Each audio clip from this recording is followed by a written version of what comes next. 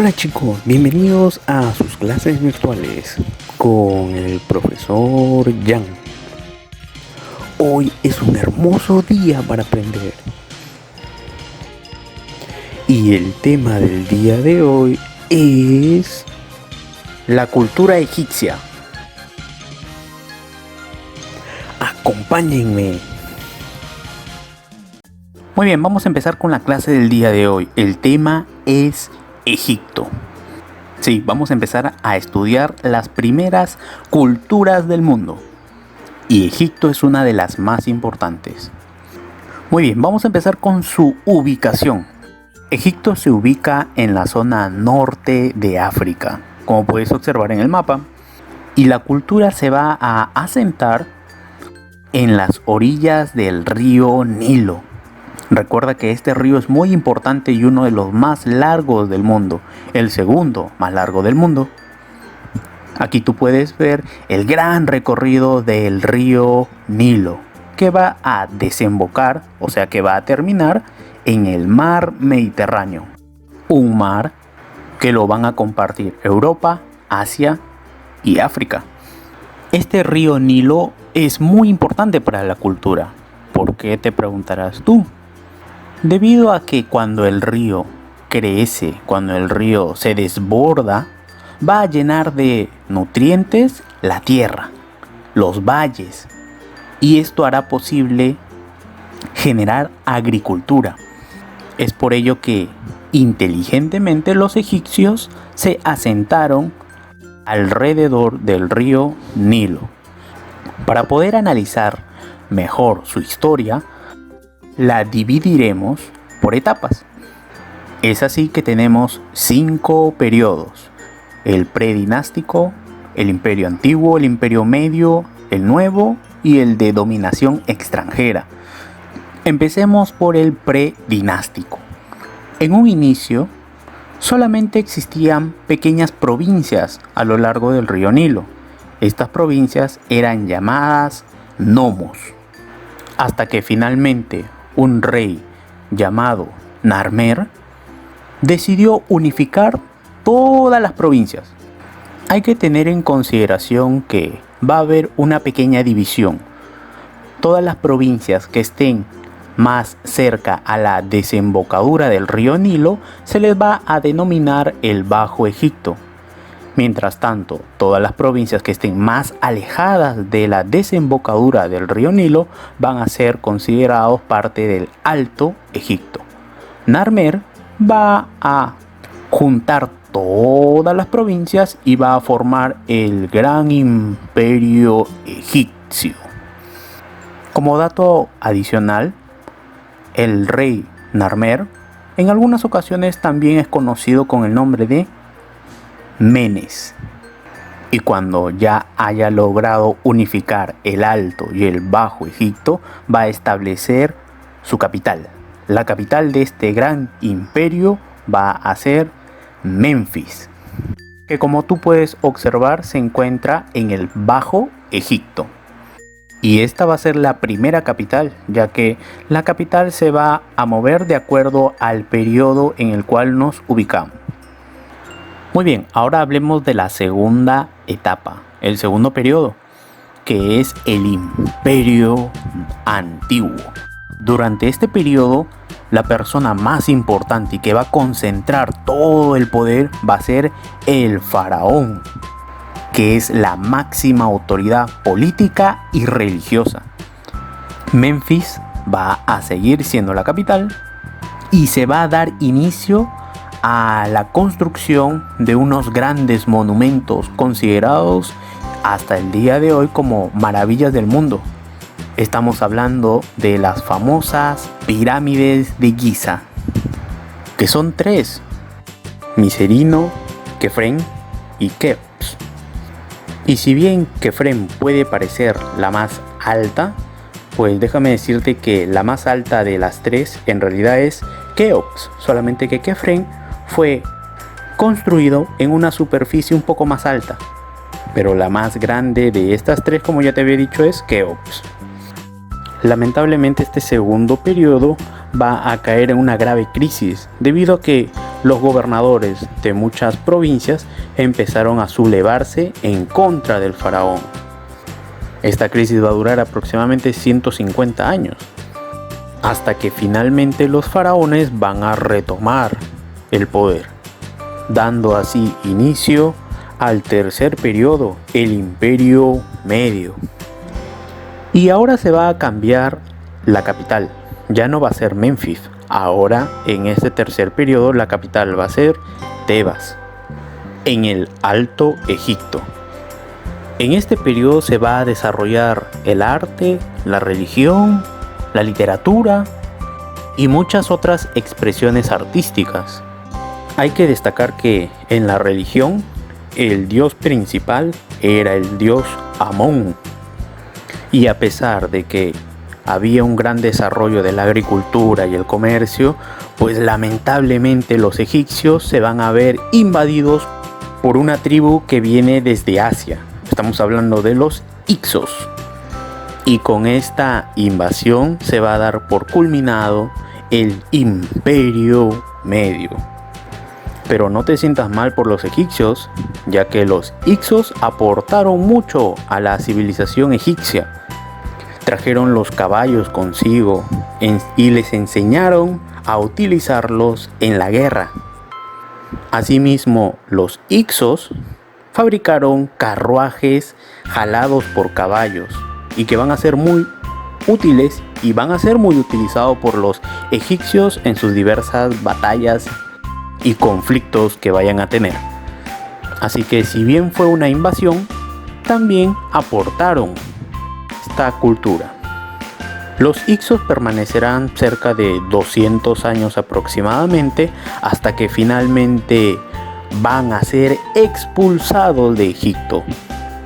Cuando se da la expulsión de los Hicsos, se da inicio al Imperio Nuevo. Durante este periodo se da el auge de la cultura egipcia, gracias a estupendas administraciones de los faraones como Tutmosis III y Ramsés II, que es uno de los más grandes faraones que ha existido en Egipto. Tú incluso lo recordarás a Ramsés II porque en la Biblia se cuenta la historia del enfrentamiento entre Ramsés II y Moisés. Gracias a Ramsés, Egipto logró expandirse como nunca antes y no había cultura, tribu o ciudad que no conociera el nombre de Egipto. Ramsés era también un faraón que le gustaba mucho la construcción de monumentos. Un ejemplo de ello son los monumentos construidos en Abu Simbel, Hatshepsut, Luxor y Karnak, entre otros. Lo que ocurre es que este faraón quería pasar a la historia y ser recordado por toda la eternidad. Bueno, y ahora sí vamos a hablar sobre la última etapa de la cultura egipcia. Estamos hablando del periodo de dominación extranjera. Sí, ya sé que te da pena. Egipto va a ser invadida constantemente por diversas culturas. Entre ellas podemos nombrar al Imperio Persa, a los asirios que vienen de Mesopotamia, a los babilónicos que vienen del mismo lugar, una invasión griega por parte de Alejandro Magno y finalmente la última gran invasión que la va a realizar los romanos con el emperador Octavio, o que también se le conoce como Augusto, que terminará obligando a la última faraona de Egipto llamada Cleopatra a que se suicide, dejándose morder por una serpiente y así acabando con su vida. Y al finalizar la vida de Cleopatra, se da por concluida la civilización egipcia, y que a partir de ahora va a solamente ser una provincia del gran imperio romano. Hablemos ahora sobre la organización social. Como podemos ver en esta pirámide social, a la cabeza de toda la civilización está el faraón, seguido de los nobles y de los sacerdotes. Después vienen los funcionarios, o sea, los que trabajan para el faraón, lo ayudan a administrar, junto con los soldados y los escribas. Los escribas son aquellos que saben escribir y van a llevar toda la contabilidad del imperio. Más abajo vienen los comerciantes, los artesanos, los campesinos y por último el sector social que se va a encargar de mantener en pie toda esta pirámide social, los esclavos. Hablemos sobre las actividades económicas.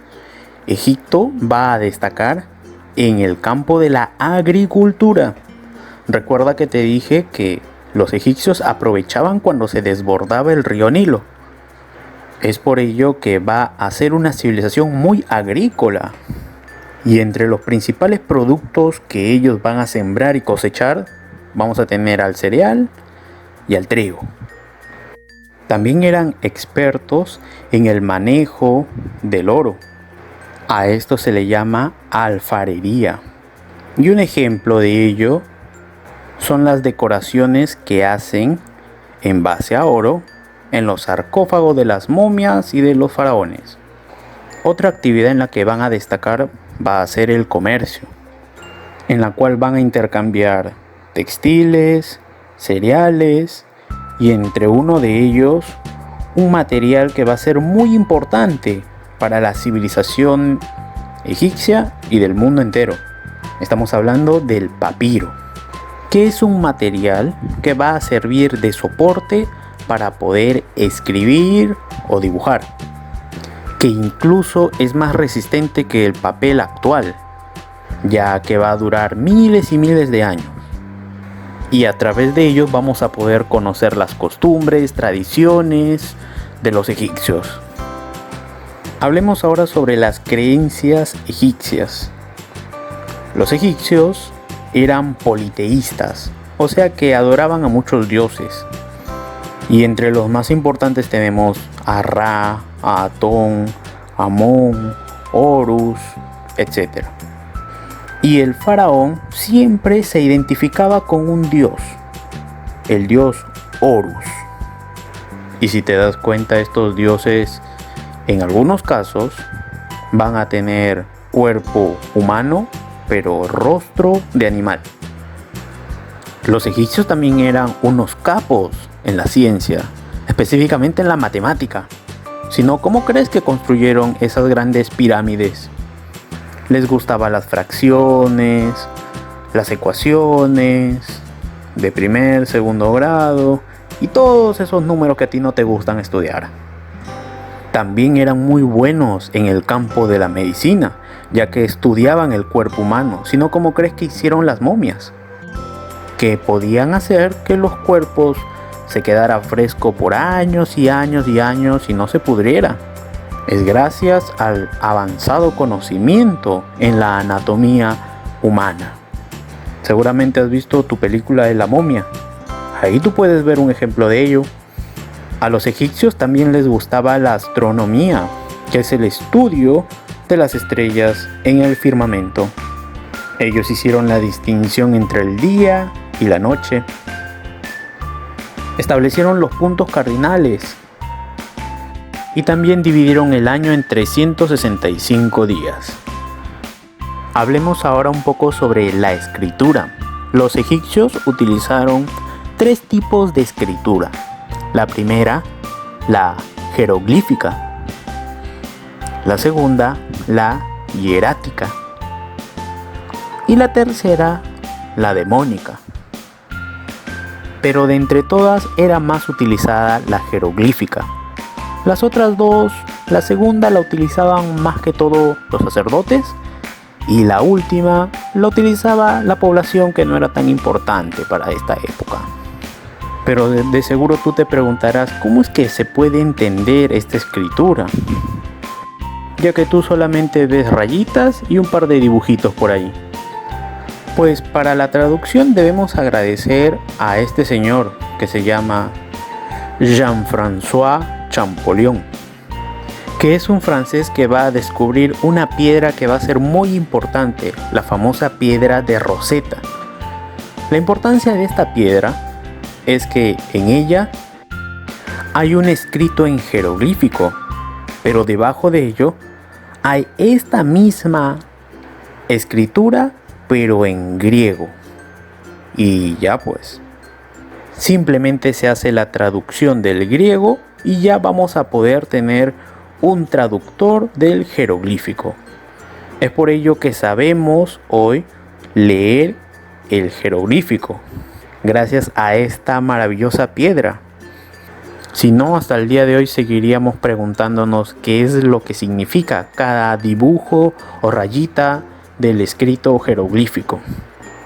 Ahora hablemos un poquito sobre el otro mundo, el mundo de los muertos.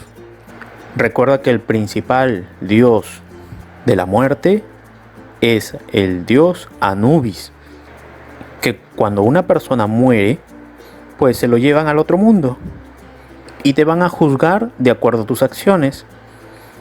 La forma más eficaz de medir tus buenas y malas acciones es que llegando al otro mundo, el dios Anubis va a pesar tu corazón en un platillo y en el otro va a poner una pluma.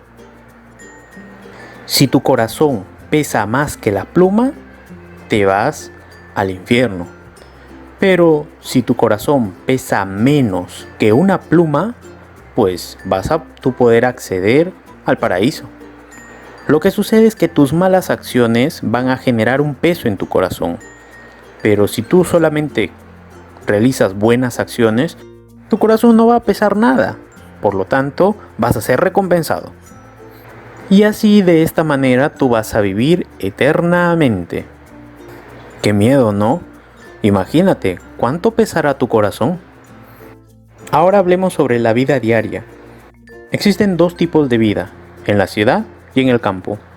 En la ciudad principalmente se realizan las principales actividades económicas y viven los artesanos, viven los comerciantes, así como la nobleza y el faraón. Y ni qué decir de los sacerdotes. Y por otro lado, en el campo van a vivir los campesinos, que se dedican principalmente a la agricultura. Hay que recordar que uno de los grandes aportes de los egipcios en el campo agrícola es que ellos van a ser los que van a fabricar los primeros vinos de la historia. Vinos obviamente a base de uva. Y también algo que seguramente a tu papá le gusta mucho, la cebada. Ellos van a tratar la cebada para convertirla en cerveza. Sí, yo sé que a ti nunca te va a gustar eso. Y hasta aquí ha sido la clase del día de hoy. Espero que hayas tomado apuntes y hayas prestado atención. Ojalá no te hayas dormido, ¿eh? Como tú puedes ver, la civilización egipcia es muy larga, muy compleja y hay aún mucho por investigar. Bueno, gracias por tu atención. Me alegra mucho que hayas aprendido algo nuevo hoy. Gracias por tu atención. Hasta luego.